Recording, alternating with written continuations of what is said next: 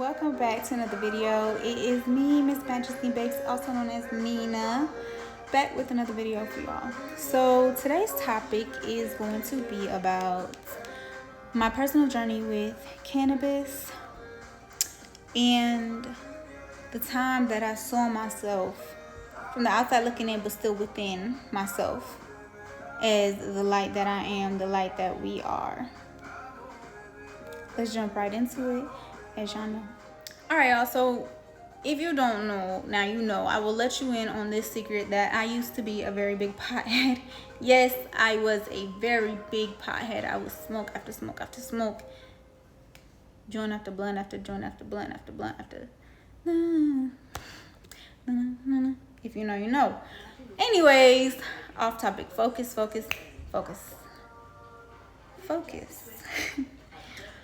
So my journey with cannabis really has evolved since the time that I used to really smoke a lot. So yes, I used to be a stoner back in my day.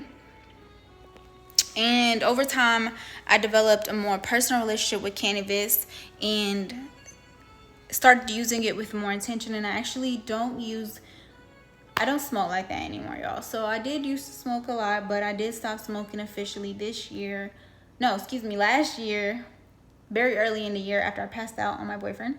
So that was just kind of final straw for me. And I waited a bit until I actually used it again with a specific intention, and was grateful for it and thank God for it as well. And sorts. But they messed up. So my relationship with cannabis really grew into a very deeply spiritual one that I'm actually very, very, very grateful for, and in which I love and I respect it. I definitely respect it, and I understand. I feel like I understand God a little bit more deeper because of that experience with the plants. I am personally not going to be a person who's going to sit here and tell you, oh, don't smoke, don't do this, don't do that, because this is my journey. Just because I'm experiencing this is not, and having this type of relationship with the plant does not mean that it's meant for everyone to have that type of relationship with the plant. So respect to you, and if you love it, I love it. Have some fun, enjoy it very much so. But for my ends, I did grow that type of relationship, and it took me a lot to assimilate to that, because at first I kept fighting it. I kept fighting the fact that no, this can't be happening. Like, I really enjoyed the time when I was feeling this with this herb, enjoying these effects of this herb, and now all of a sudden it doesn't feel so good anymore. But it also makes you more sensitive. Therefore, you are able to pick up on things maybe that is not feeling internally good. So now you have to face it for what it is at face level, because it brings it up, right?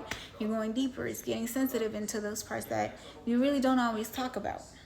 You don't show to the world, you don't speak on, and you don't wear like a badge of honor. So it brings it up. And I feel like, though, that was also part of the reason for me. There was parts of myself where I was like, I need to work on this, right? And I just feel like the cannabis was just highlighting that for the whole world to see, for the public. And if you know me, I'm not a person that will just, let me show you my wound. Like, I'm not really that type of person like that.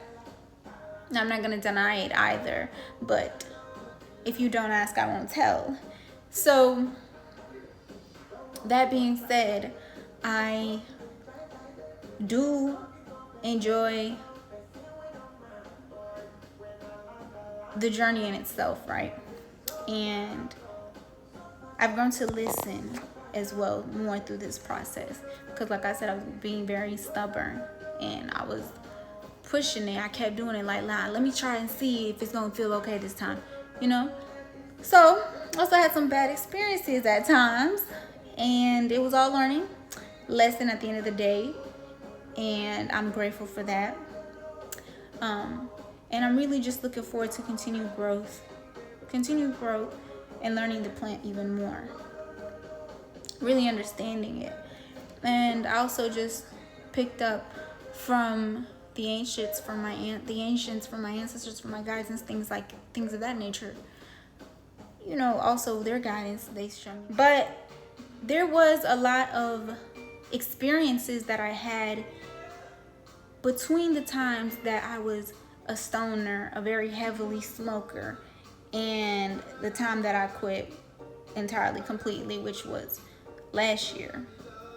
So one of those experiences that I had was, at this time I had just moved into a place that I manifested, that my guides brought to me beautifully and gracefully after a long time of just going through struggle, having no real stability and things of that nature. So I just manifested this place. I met someone that has always been in my life in different ways, and I asked for something. I was given it. I was not really questioning, oh, can I do this? Can I do? It was just like I was just already doing certain things. And